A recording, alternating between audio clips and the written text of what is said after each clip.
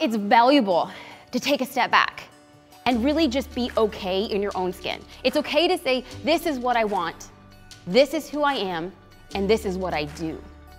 That is entirely okay, because when you say those things, it allows the recipient, the viewer, the potential client to look at you and say, I see what you do, I see who you are, and I want what you do. That's a powerful shift in the types of weddings and work that we start getting. If what you're getting is not what you want, and you think, if I push through, and if I push through, it's gonna be it. No, stop it, change.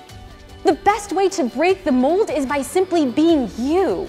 If you want people to hire you, be unique, be different. And by being unique, it's simply by being you, because there's only one of you.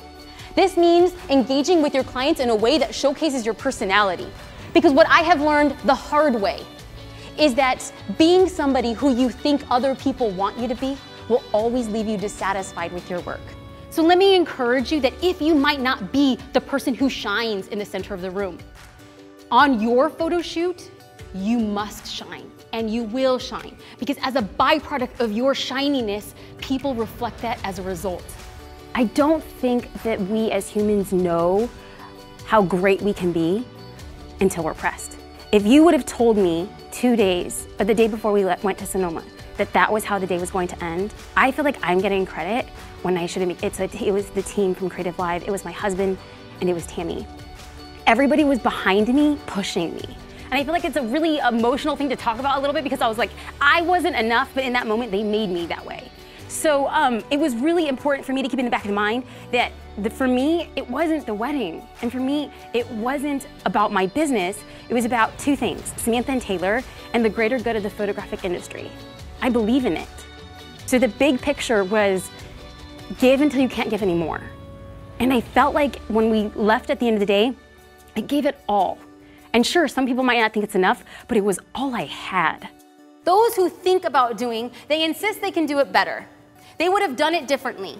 They would have used off-camera flash. They would have left room for cropping. They might have photoshopped the sky back in. Could have, would have, should have, but they didn't, right? Because those who do, well, they make mistakes.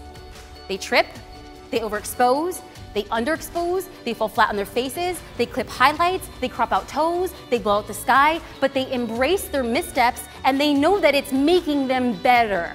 To fail publicly and grow is far better than stay in a point of stagnation doing nothing. So basically, those people who do get better. I am enough. I have made mistakes. I am moving forward.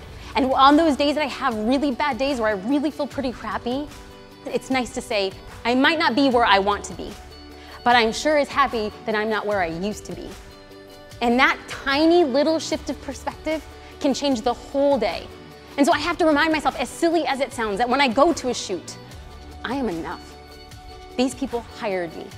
I am enough. That on my worst day, I could produce something better than anybody else because they picked me. Does this sound like some psychoanalytical babble? I don't know, but it works for me. I would rather speak to myself with kindness and grace instead of saying, you suck, this is gonna fail, you're not good enough. Imagine what the people are going to say when you post these online. I have two options. I listen to that voice or I listen to this one. I'm healthier. I'm in a better place now to say, I am enough. I deal with myself with love and grace and contentment, and I hope the same for you.